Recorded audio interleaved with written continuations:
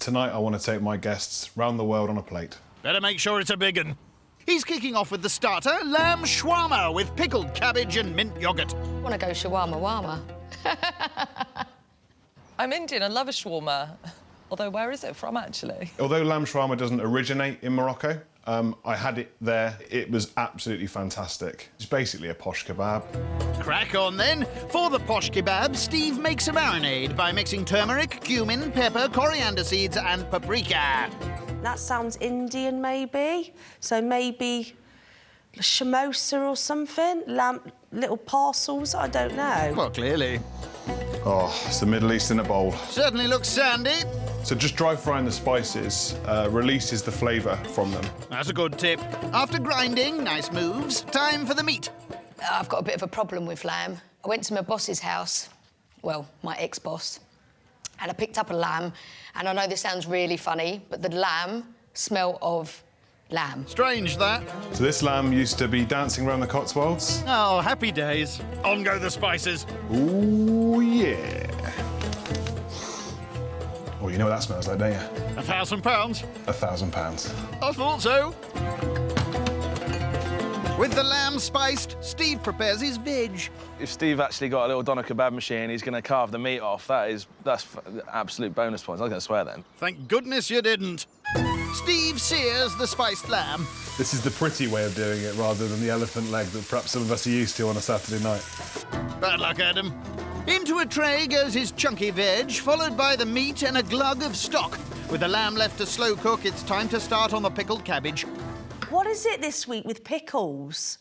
They know what this does to me. It gives me wind. Too much information. Into a mixture of vinegar, water, sugar and spices goes the cabbage. And if it doesn't taste any good, I'll be the one in a pickle. Well, I see what you've done there. Finally, Steve knocks up a mint dip. That's absolutely mint. And that's enough of the jokes, thank you. I'd be really, really surprised if he made his own pita bread and really impressed. Prepare to be surprised and impressed as Steve makes and sets aside his dough to bake later. It's night 3 in Gloucestershire, and Steve's hoping his foreign feast will impress his guests and help him bag the grand. Cheers. Cheers. The people seem really excited about the menu, which I'm pleasantly surprised about. While he gets the starter going, Lorna and Lisa have a nose upstairs. Oi, oi. Oh! Here, hold on a minute. He's done the Tour de France. No, that's Land's End.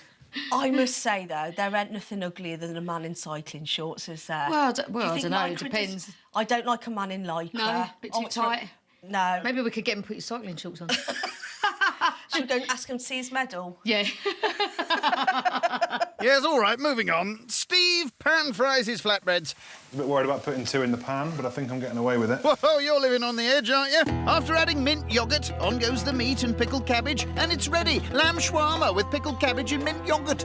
Look at that. Oh. I knew it. Oh, check that out. Wow, that looks stunning. It's a slow-cooked lamb in a range of spices with pickled cabbage and a mint yoghurt sauce on a flatbread. I do have a little confession to make. Which is going to be lamb And related, isn't it? I stopped eating lamb earlier on this year, only because I held a baby lamb and it smelt like, I know it sounds really weird, but it smelt like lamb. They smell like lamb. I could just put mint sauce and, take a chunk. Okay.